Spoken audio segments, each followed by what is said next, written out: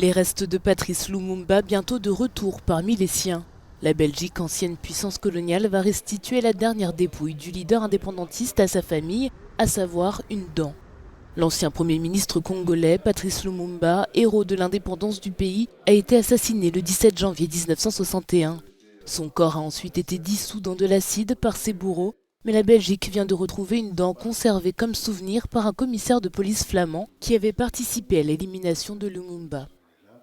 Donc pour nous, ce n'est pas une dent, c'est comme chez nous les Bantous, quand quelqu'un meurt loin de chez lui, qu'on ne peut pas le ramener, on ramène au moins un peu de ses cheveux et ses ongles et on l'enterre chez lui.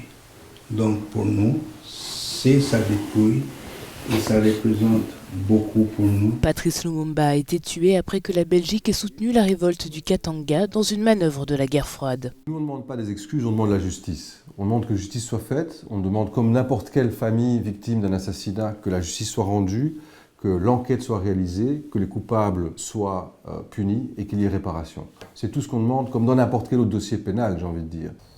Une enquête parlementaire de 2000 et 2001 a conclu que la Belgique portait une responsabilité morale dans l'assassinat de Lumumba. En 2002, le gouvernement belge a présenté ses excuses à la République démocratique du Congo.